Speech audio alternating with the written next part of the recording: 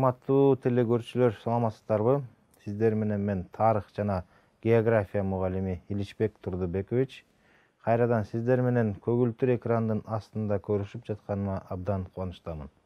Өткөнкү теле чыгарылышта биз сиздер менен байыркы кыргыз элинин хундар менен болгон карым-катнаштары жана Енисейдеги кыргыздардын экономикасы жана социалдык өнүгүүсү жөнүндө кеңири тааныштырып, ар түрлүү маалыматтарды берип кеткенмин. Бүгүн биз Улуу Жибек жолу тууралуу жана Улуу Жибек жолу кыргыз элине кандай рол ойногондугу жөнүндө кененирээк маалыматтар менен тааныштырып кетмекчимин. Улуу Жибек жолу жөнүндө түшүндүрмөнөн кененирээк айтып берейин. Көз жоосун алган кооз жибек кездемелер, түркүн буюмдар, жүктөлгөн кербен күн чыгыштан күн батышты көздөй сапар каратып келе жатты. Мээ кайнатып башты ооруткан ысык чөлдөрдү, ээн жаткан талаларды, ашуусу бийик тоо зоолорду артта калдырып, чөл кемелери аталган төөлөрдөн турган кермендер Азиядан Европанын алыскы өлкөлөрүнө жол тартып баратышат. Узундугу 12.000ден 14.000ге чейинки чакырымды басып өтүшүп кетчү жерине Барчу элине жетишишкен. Биздин заманга чейинки 2-кылымдын Орто Азия, Кытай, Алдыңкы Азия жана Европанын байланыштырып турган эл аралык соода жолун Улуу Жибек жолу деп атап келишкен. Бул жол аркылуу Кытайдын жибектен жасалган кездемелери жана фарфордон жасалган идиштери, Орто Азиянын атактуу болот кылычтары, Индиянын ширинделген татымалдары, Ирандын күмүштөн жасалган кооздуктары алыскы батыштын өлкөлөрүнө жөнөтүлүп, ал жактан керектүү буюмдарга айырбашталып, алмаштырылып турган. Соода мамилелери менен катар эле Жибек жолу аркылуу элдердин маданий байланыштары да чыңдалган. Бирин-бири таанып билишкен. Кыргызстандын аймагы Улуу Жибек жолунун маанилүү бөлүгүн түзүп турган. Кербендердин эс алуусун, коопсуздугун камсыз кылуу максатында атайын кербен сарайлар курулган. Алардын бири Караханилер доорунда таандык болгон белгилүү Таш-Рабат тарыхый архитектуралык эстелиги. Тарыхый маалыматтарда Жибек жолун бойлото жайгашкан Кыргызстандын аймагындагы Суяб, Баласагун, Аксыкет, Барскан, Тоң, Өзгөн, Ош жана башка шаарлары эл аралык соода иштерин жүргүзүүнүн маанилүү борборлорунун болгондугу жана анын таасири менен гүлдөп өнүккөндүгү айтылат. Жибек жолунда дагы эмне кылып соода кылышкан? Негизинен Жибек жолундагы товарлар чыгыштан батышты көздөй карай жүргөн жана шартка ылайык башкы товар жибек болчу. Өзүнүн жеңилдиги, көркөмдүгү, чакандыгы, чоң суроо талабына, баасынын кымбаттыгына байланыштуу ал узак аралыкта ташуучу идеалдуу соода сатык буюму эле. Дагы кененирээк токтоло кетсек, бул жерден орто кылымдарда эле венециандык көпөс Марко Поло, Италиядан чыккан ошол кездеги саякатчы, бул кербендердин жолдорун жибек деп атаган. Мына ошондон кийин Жибек жолунун Жибек жолу деп аталып калышта ушундан болушу мүмкүн. Жибек жолунун баштапкы өнүгүү баскычында Кытайлар Борбордук Азиядан жогору бааланган жылкыларды, беденин жана жүзүм үрөндөрүн алышкан. Байыркы дүйнө маданияты жүзүм дарактардын өстүрүп вино жасашкан. Башка цивилизациядан алыс болгон кытайлар үчүн жүзүм жаңылык эле. Андан тышкары Кытай элчилери винону күрүчтөн эмес, ушундай белгисиз мөмө жемиштен жасаса болот экен деп таң калышкан. Кийинчерээк алар кербен соода аркылуу дагы бир нече айыл чарба жемиштерине ээ болгон. Алар буурчак, пияз, бадыраң, сабиз, анар, грек жаңгагы, анжир жана башкалар болгон. Өзүңүздөрдө билгендей эле, ушул жанакы грек жаңгагы каяктан келип калды деген суроолор көп жаралат. Грек жаңгагы өзүңүздөр билсеңер, Александр Македонский биздин заманга чейинки эле 4-кылымдарда ушул азыркы биз жайгашкан жерлердин аты Бактрия мамлекети деп аталган. Ушул Бактрия мамлекетине чейин басып келип, ушул биздин Арсланбоп токойлорунан грек жаңгактарын алып кетип, грек жаңгактары деп атап алышкан да. Негизинен бул кыргыз жаңгактары деп да аталып калса абдан сонун болмок биз үчүн. Бирок македондук аскерлер келип өзлөрүнүн мамлекетине алып кеткендиктен ошондон ары грек жаңгак болуп дагы аталып калганы ошондон болгон. Борбордук Азиядан жана чыгыш жер Ортолук деңизинен Кытайга ар кандай жүндөн жасалган буюмдар, килем, көшөгө, жабуулар, паластар келип турган. Алар кытайларга жүндүн, зыгырдын белгисиз иштетүү техникасы, килем чыгаруусу жана палас токулары менен чоң таасирин калтырган. Байыркы Кытайда ткандар жана паластар жогору бааланчу. Борбордук Азиядан Кытайга төөлөр, аскер шаймандары, алтын жана күмүш, жарым асыл таштар, айнек буюмдар ташылчу. Өзүнүн жогору сапаты менен Самарканд айнеги өзгөчө бааланчу.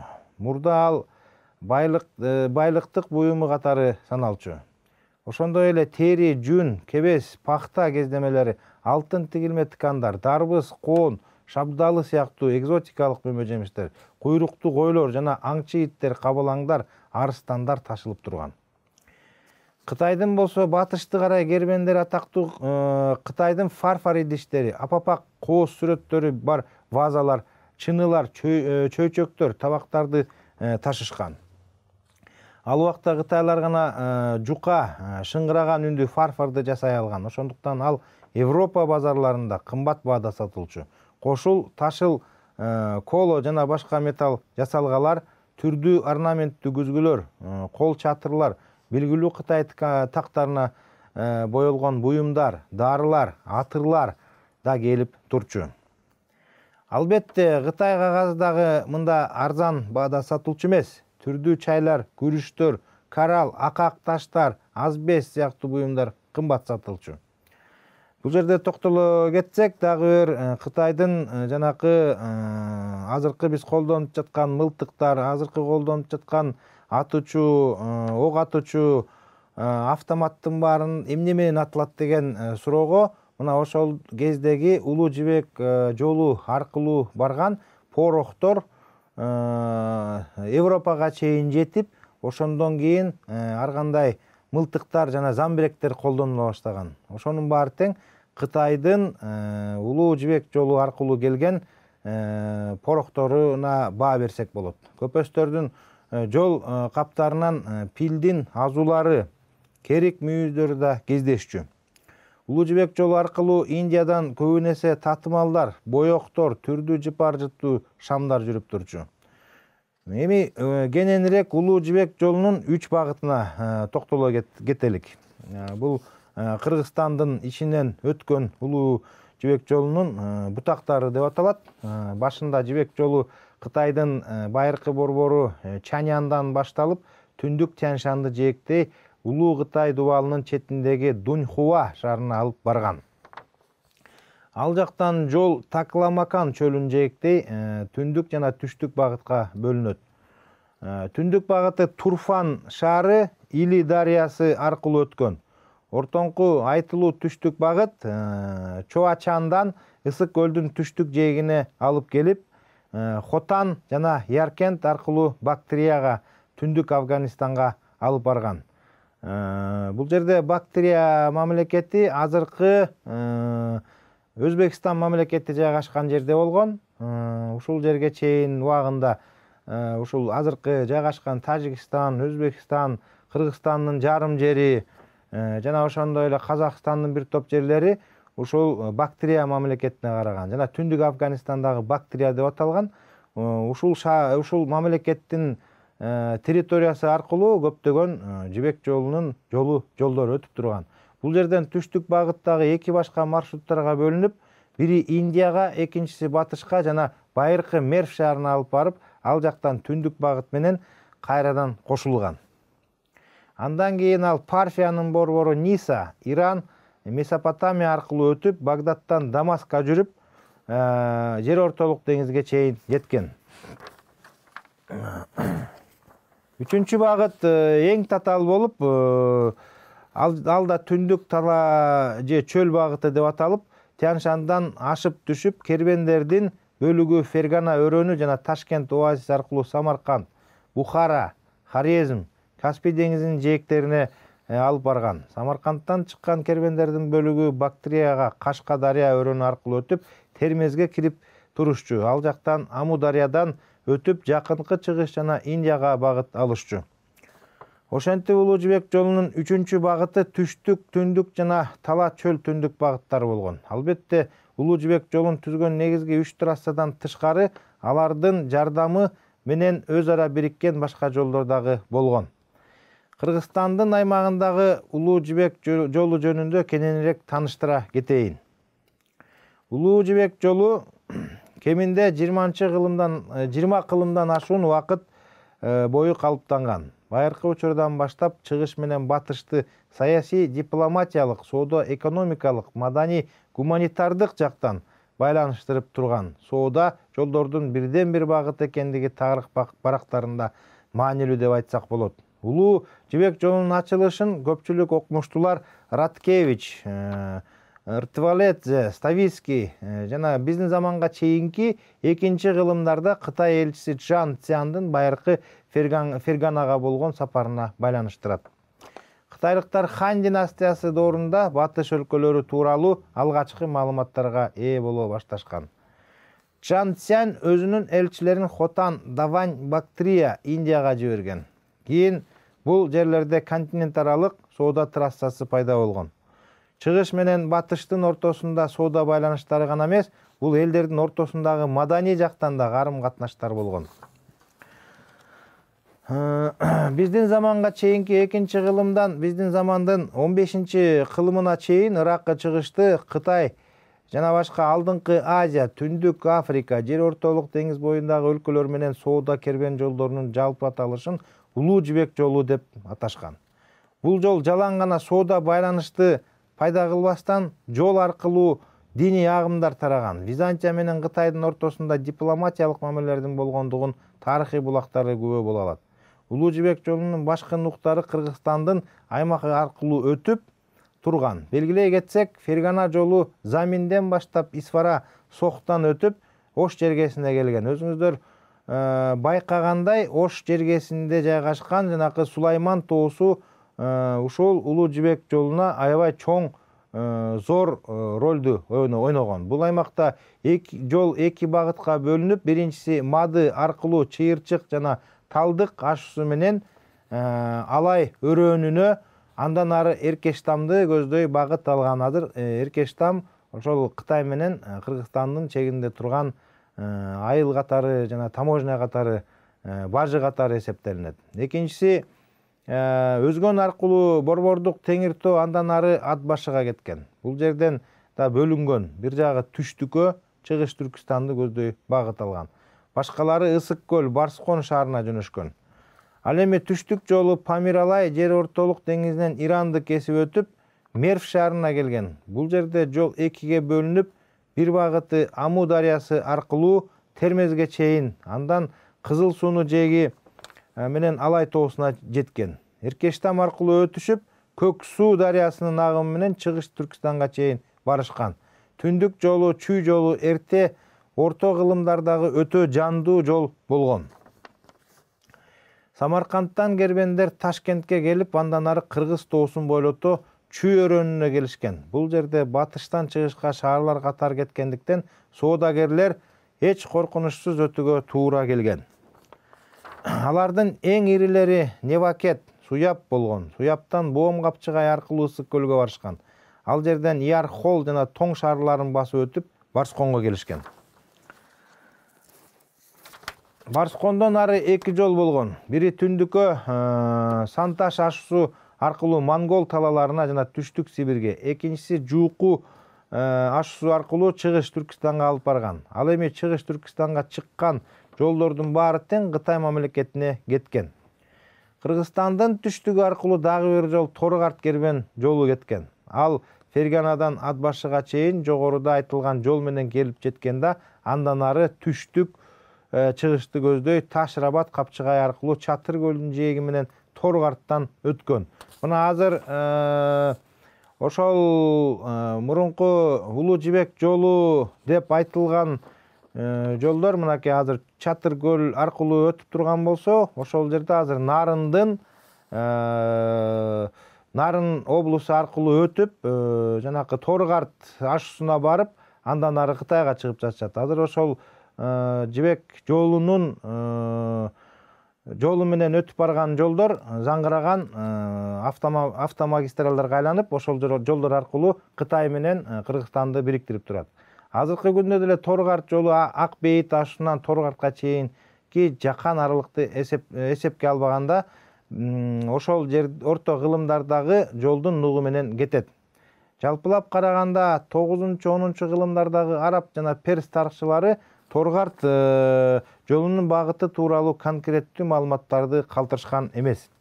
Бирок алар бул жолдун бар экенин билишкен жана ал жол аркылуу өткөн адамдар менен жолугушкан. Торгарт жолу жалаң жергиликтүү гана эмес, ал эл аралык да зор мааниге эгедер болгон. Ал жол менен чыгыштын жана батыштын көптөгөн элдеринин кербендери катташып турган. Андан кийинки өткөн түндүк жол же араб авторлору белгилегендей Шаш жолу азыркы Ташкент, Сайрам аркылуу Талас өрөөнү менен келип, Чүй өрөөнүнүн басып өтүп, чыгыш Тянь-Шанга жеткен. Улуу Жибек жолунун түштүк жана түндүк бутактары Барскондон барып кошулуп, андан Каркырадагы Санташ аркылуу андан ары күнчыгышка Түркстанга карай кеткен.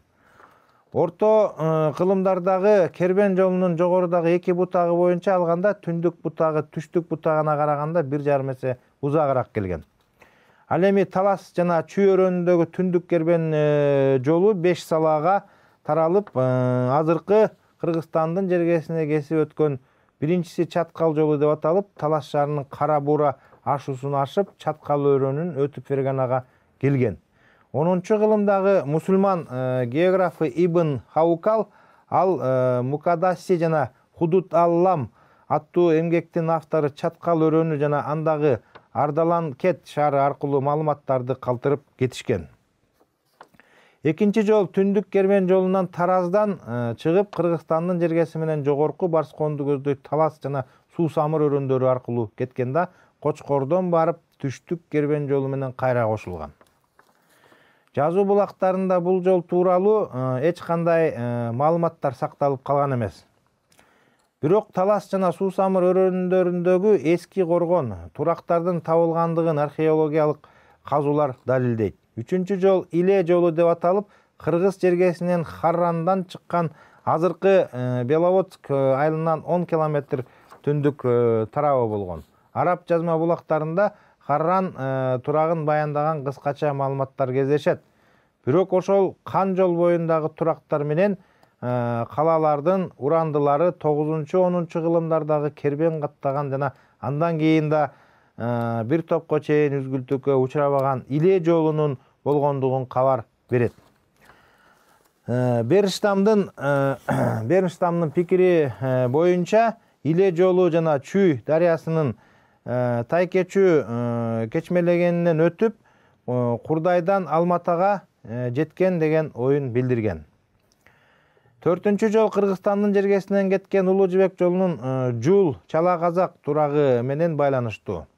9-10 кылымдардагы жазуу булактарына таянып, Бартальттын чыгарган жыйынтыктарына караганда, Жулдан чыккан жол Тараздан келген жол менен кошулуп, Аксекенттен келген жол менен биригип, Суусамыр, Кетмен төбө өрөөндөрү менен өтүп, Чүй өрөөнүнөн Ферганага байланышат деген. Ал эми акыркы 5-чи жол Кыргызстандын жергесинен Невакет шаарынан азыркы Орловка айылына башталат да, Боом капчыгай аркылуу өтүп, Ысык көлдүн жээгине өтүп, андан ары түштүк кербен жолуна кошулган. Улуу Жибек жолунун түндүк кербен жолунан тараган 5 бөлүгү тең азыркы Кыргызстандын жергесиндеги жана Орто Азиядагы көчмөн жана отурукташкан элдерди бири-бири менен тыгыз байланыштыруу менен күнчыгыш мамлекеттеринин элдерин батыштагы мамлекеттер менен байланыштырган кан жол болуп эсептелинет. Албетте кыргыздар да Улуу Жибек жолу аркылуу өткөн соода иштерине активдүү катышкан. Бул тууралуу 9-10 кылымдардагы араб географ тарыхчылары көптөгөн маалыматтарды калтырышкан. Аларда кыргыз жергесинен мускус көп алынып келинет деген маалыматтар бар. Анткени араб перс авторлору кыргыз жергеси деп түндүк жагы Энисей боюнан тартып түштүк тарабы Тянь-Шанга чейинки аралыкты айтышкан. Ошондуктан Кыргыз өлкөсүнөн келген мускус 9-10 кылымдарда Мавреннархка Тянь-Шандан да, Енисей тараптан да келген. Аталган кылымдарда Улуу Жибек жолунун тоомунан орун алган Тянь-Шандык кыргыздардын соода саттык иштери кызуу жүрүп турган. Эл аралык соодасы абдан өнүккөн. Тянь-Шань кыргыздарын жакшы билген Худут Алам китебинин автору төмөндөгүдөй маалымат калтырган. Кыргыз өлкөсүнөн аябагандай көп мускус, асылба аң терилери, кайың, жыгачы жана хуту алынып келинет деп билдирген. Андан башка да мусулман элдеринин ортосундагы соода байланыштары тууралуу тарыхый маалыматтар көп кездешет. Мына ушулардын баары Енисейлик жана Тянь-Шандык кыргыздардын эл аралык соода саттык иштерине активдүү катышып келишкендиги дагы бир жолу далилдейт. Улуу Жибек жолу жана Кыргызстан аркылуу өткөн түштүк жана түндүк кербен жолдору кыргыздардын жана жалпы эле кыргыз жергесиндеги жашаган урук элдердин экономикасынын жана маданиятынын өнүгүшүндө аябагандай зор мааниге эгедер болгон. Улуу Жибек жолу деген наамды жараткан жибектин эң байыркы бирден бир негизги очогу болуп Кытай менен Борбордук Азия эсептелет. Ал эми Ортоңку Азияга Казакстан, Кыргызстан, Өзбекстан, Тажикстан, Түркмөнстан, Батыш Кытай мамлекеттери кирген. Ал эми соода жолу Кытайдан Византияга чейин созулган. Байыркы Византия тарыхчысы Прокопион Кесари 4-кылымда жибекти Серинада, Серика деп атап эл аралык сооданын өнүгүшүндө бажы салык иштеринде зор мааниге ээ экендигин жазып калтырган. Жибекти алуу, иштеп чыгуу жана сатуу боюнча атаандашчылык пайда болгон.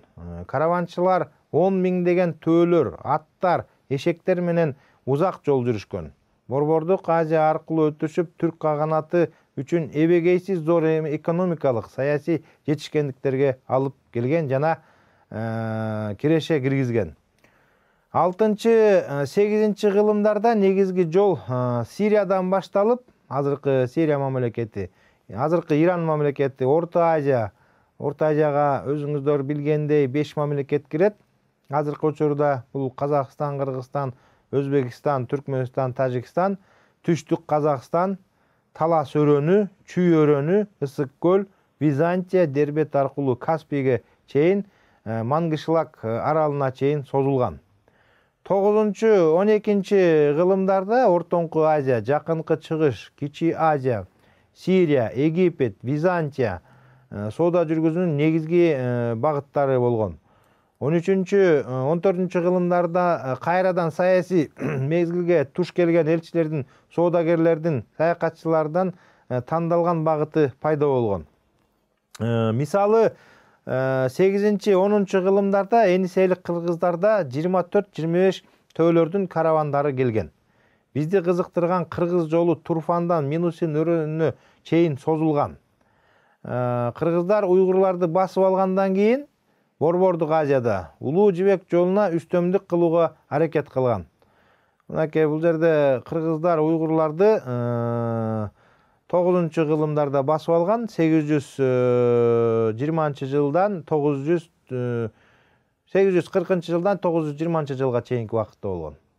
Улуу Жибек жолуна үстөмдүк кылууга аракет кылган. Таң империясы менен элчилик жана соода байланыштарын түзгөн. Кыргыздар тибеттиктер, карлуктар, Орто Азиядагы мусулмандар менен өтө активдүү соода иштерин жүргүзүшкөн. Кыргыз аялдары шерстен жана жибектен тигилген кийимдерди кие башташкан. Күзгү билерлик, күмүш идиштерди, килем, кооз буюмдарды алышкан. Кыргыздардан аттарды, кымбат баалуу терилерди, мүйүздөрдү алып кетишкен. Соода каравандарынын дини миссионерлери бажы документтерин алып жүрүшкөн. Ал Тархандын буйругу болгон. Бажы системасы түзүлгөн, бир катар жаңы аталыштар пайда болгон. Мисалы, кеден, аларга кыргызга түшүндүрмө берүү керек. Азыркыча пограничная таможня деп аталган. Андан кийин бекет деген сөз бул транзитный пункт. Ошол эле жибек жолундагы доорунда ушундай сөздөр, жаңы сөздөр пайда болуп, азыркыга чейин колдонулуп жүрөт. Үчүнчүдөн бажыккана, внутренняя таможня деп аталат азыркы убакта. Ушундай жаңы сөздөрдүн жаңы нерселери кирген. Төртүнчүдөн караван сарай жүргүнчүлөр токтоп эс алуучу, ат алмаштыруучу жана соода кылуучу жай болгон. Жолдон өткөн караванчылардан алынган бажы салыгы, таможенные пошлины деп аталат азыр, өзүңүздөр билгендей, бажы деп аталган. Ал эми саткан товар үчүн алынган киреше салык деп аталган. Дагы караван сарай, базар, конокхана, пункт отдыха, жуккана, временное хранение деп аталат азыркы убакыт боюнча деп аталыштар аталган. Базы кызматчылары караван сарайда атка менелердин кызматын аткарышкан. Жибек жолу боюнча дагы бир тарыхый маалымат булактарына токтолуп кетелик. Бардык ири шаарларда караван сарай жайгашкан жерлерде коммерциялык бүтүмдөрдү жүргүзгөн базар соодагерлери, алып сатарлар, булар торговцы жана перекупщики деп аталат азыр дегендер пайда болгон. Мындан биз алдыңкы Азияда жана Борбордук Азияда Улуу Жибек жолунун жүрүшү менен өлкөнүн экономикасы жана маданияты алда канча өсүп, өнүгүп тургандыгын көрдүк. Байыркы Кыргызстанда Улуу Жибек жолу 3 бутактан тургандыгын тарых мындай деп тастыктап берген. Биринчи түштүк багыты Мервадан Балхаш жана Меркезге чейин. Жана бир бутактарына токтолсок, азыр болсо экинчи бутактарына токтолуп жатабыз. Бул экинчи тарыхый булактардан алып жатабыз. Термезден Аму дарыяга жана Кызыл суу аркылуу Алайга чейин, Алайдан азыркы Эркештамга чейин, Эркештамдан Кашкарга жана Хотанга чейин созулган. Ушул жолдор менен биздин заманга чейинки экинчи кылымда македонский соодагери Маес өткөн. Ушул эле жол менен биздин заманга чейинки 7-нчи кылымда Сюань Цзань Индияга өткөн. 12-нчи кылымда Марко Поло өткөн. Фергана жана түндүк багытынын соода трассасы Самаркандта башталган. Ал түндүктөн Замин дарбазасына чейин жүргөн. Ушул жерден жол экиге бөлүнгөн. Экинчи Фергана багыты деп аталган. Ал эми Замин дарбазасынан Исфарага, Соху жана Ошко чейин созулган. Птоломейдин жазып калтырганы боюнча Оштогу Сулайман тоосу Улуу Жибек жолунун негизги багыты болгон. Ош эң ири соода жүргүзүүчү түйүн болгон. Ушул жерден каравандар эки багытка бөлүнүшүп, биринчиси Мады аркылуу Чыйырчык, Талдык, Алай жана Эркештамга чейин созулган. Экинчиси Өзгөн шаары аркылуу Яссы өрөнү менен Тянь-Шандын борборуна Ат башы, Кошой, Коргон жана Тоң аш суу аркылуу Жууку, Ысык көлдөгү жогорку Барсканга чейин созулган. Фергана бутагы Алай аркылуу биздин заманга чейинки экинчи кылымда Кытай элчиси Жан Цянь жүрүш жасап, Кытай падышасы үчүн экзотикалык ачылыш жасаган. Үчүнчүсү түндүк бутагы Улуу Жибек жолу Земин дарбазасын башталып, Бинкетке, Ташкентке, Исвиджабеге, Чымкентке, Таразга, Жамбулга, Меркеге, Нускетке, Карабалта, Невакентке, Кызыл сууга, Суяпка, Акбешим кыштагына чейин жүрүп отуруп, Боом капчагай аркылуу Ысык көл өрөөнүнө чыгышкан. Бул жерде жол экиге бөлүнүп, биринчи Жуук капчыгай аркылуу Борбордук Тянь-Шанга чейин жетип, Бедел капчыгай аркылуу Чыгыш Түркистанга чейин жүргөн. 629-жылы ушул жол аркылуу Сюань Цзань басып өткөн. Экинчи Санташ аркылуу Монголияга жана Сибирге чейин жүрүшкөн.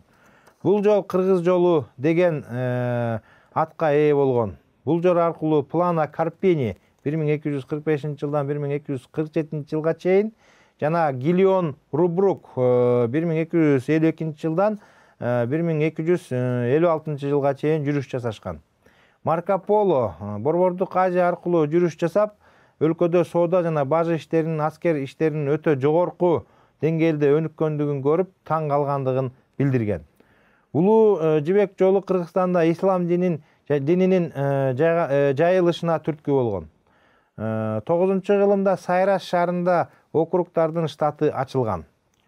Биринчи Кади, салык жана бажы кызматчылары, 3-4-дөн гарнизондордун башкачулары, кабар ташуучу жана андан ары пайда келтирүүнү башкаруучу полиция башкармасы, ушулардын баары тең Улуу Жибек жолунан түшкөн киреше ар бир өлкөнүн, ар бир мамлекеттин көңүлүн буруп, кызыктырып, ар кандай жолдор менен пайдаланууга аракеттендирип келген. Бул жүрүш бажы иштеринин жана бажы кызматчыларынын пайда болуп калыптанышына алып келген. Бажы саясаттарын жүргүзгөн ислам өлкөлөрүндө Улуу Жибек жолундагы эл аралык соода иштери мусулман укугу менен катуу чектелген. Шариатта бажы салыгы жок болсо дагы бардык жерде бажыканалар турган. Азыркынча таможня. Дини юристтер зекет бажы салыктарына тарифтерин бекитишкен. Мисалы, товардын болжолдуу баасына 10%-тик салык төлөшкөн. Bir жылда bir жолу bir төө жүккө 2-3 динар төлөшкөн. Аму дарыясынын башында bir кулга 70-100 дирхем, түрк кыздарына 20-30 дирхем, bir төөгө 2 дирхем, жүккө 1 дирхем төлөшкөн. Бажы текшерүүчүлөрүнө каалагандай текшерүү укугу берилген. Текшерүү укугу ченемдерге салынган эмес. Азыр деле бажы укугу боюнча бүт эле мамлекеттерде ушундай өнүккөн десек болот. Ошол Улуу Жибек жолунда калыптангандан кийин товарды бажыканадан бекитип өтүүдөн контрабанда келип чыккан. Таап алган бажы текшерүүчүлөрүнө сыйлык берип турулган. Таап албаса соодагердин пайдасында калтырылган. Байыркы Улуу Жибек жолу бүгүнкү күндө тынчтыктын, достуктун символу болуп, жаңы импульска өттү. Көп өлкөлөрдө Кыргызстанда улуу соода жолунун жаңы концепцияларынын жаралышына сабак берди. Урматтуу телекөрүүчүлөр, биз сиздер менен бүгүнкү көрсөтүүдө Улуу Жибек жолу жана Улуу Жибек жолунун кыргыздардын өлкөсү аркылуу басып өткөн бутактары тууралуу сөз кылдык. Көңүл бурганыңарыңызга чоң рахмат. Кийинки көрүшкөнгө чейин сак саламатта болуңуздар.